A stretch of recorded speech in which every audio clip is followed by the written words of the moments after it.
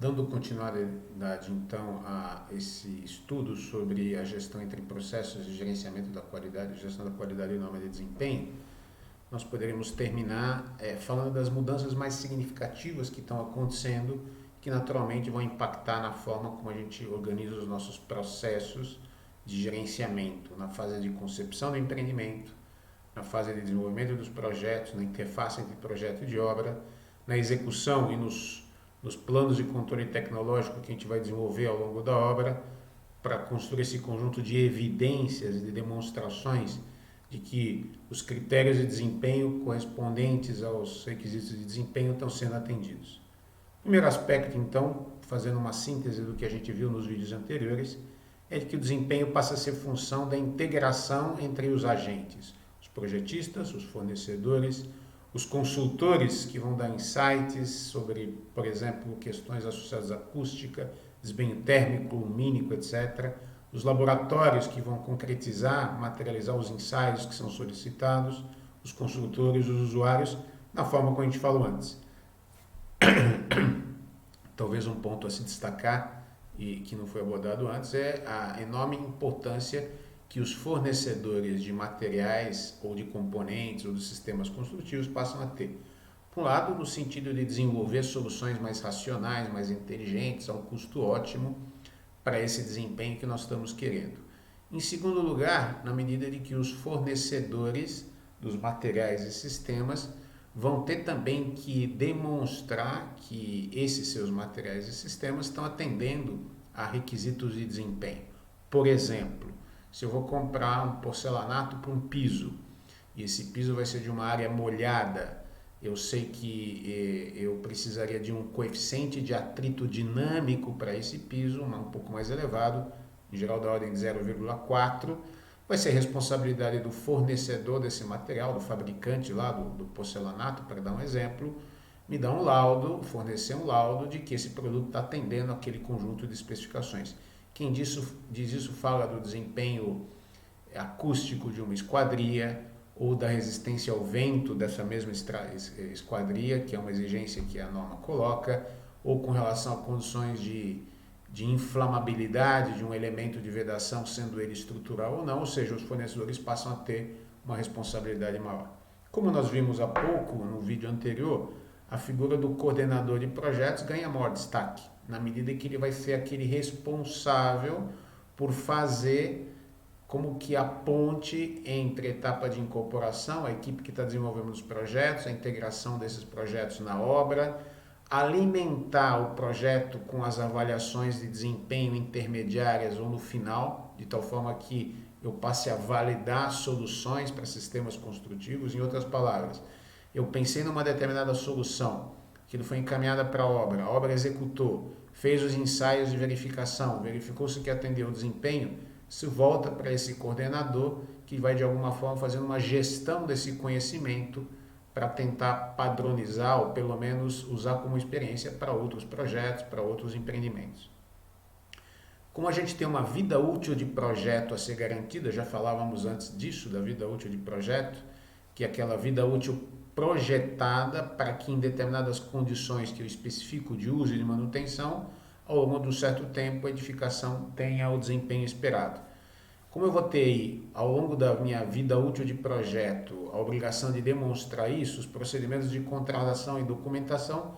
passam a ter uma vigência igual à vida útil de projeto. Na verdade, se a gente for um pouco mais preciso, a gente vai falar que é até pelo menos metade da vida útil de projeto, por motivos que eu não vou explicar nesse momento. Dentro dessa lógica, toda uma necessidade da rastreabilidade e documentação das informações de projeto. Por que eu utilizei um determinado posicionamento dos quartos e como isso está associado a um certo desempenho lumínico? Então eu vou ter o registro das soluções de projeto, das simulações que eu fiz de desempenho lumínico, essas informações vão ter que estar rastreadas, guardadas, ou seja, cresce em importância, em significado, toda a documentação de projeto e o acompanhamento dessas soluções ao longo do empreendimento. Por outro lado, do ponto de vista do projeto, dos projetos, a gente não vai conseguir mais especificar de uma maneira mais vaga. Ou seja, eu vou dizer, eu não posso mais chegar e falar assim, olha, eu quero um porcelanato 60 centímetros por 60 centímetros, cinza, polido.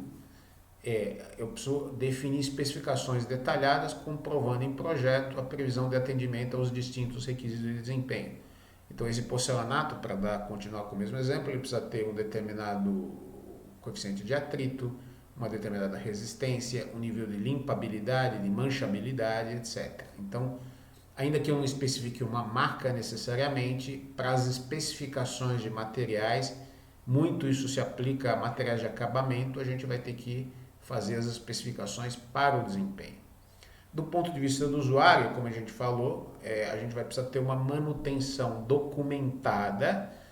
como forma de garantir que na etapa de uso estão sendo atendidas as recomendações que haviam sido feitas, por exemplo, nos manuais de uso e operação da edificação.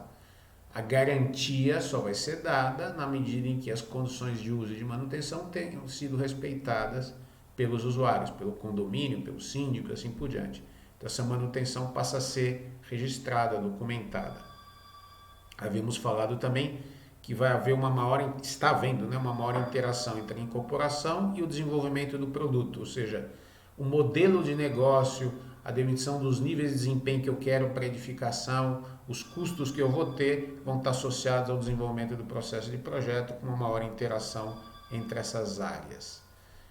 Os coordenadores de projeto vão dar mais apoio, estão dando mais apoio à tomada de decisão com relação à viabilidade dos empreendimentos, às aquisições de materiais e componentes, a análise de riscos prévios ao empreendimento. A norma de desempenho, por exemplo, prevê que antes da implantação do empreendimento, quando eu estou analisando ali o terreno e a implantação arquitetônica, eu faço uma série de análises com relação à classe de ruído que eu tenho, riscos com relação a processos e projetos de fundação, estabilidade da fundação, da edificação e assim por diante. E eu vou ter essa coordenação dos projetos atuando ao longo das distintas fases do empreendimento e ao mesmo tempo entre os desenvolvedores de projetos, projetistas, fazendo a devida compatibilização e assim por diante. E eu posso falar de vários modelos de coordenação de projeto. Quando eu falo, por exemplo, em empreendimentos residenciais privados, é comum que o profissional da empresa incorporadora, seja um engenheiro ou arquiteto, desenvolva essa coordenação. Vou ter uma figura dentro da construtora que faz esse papel de coordenação. Em alguns casos, essa coordenação pode ser terceirizada quando a gente contrata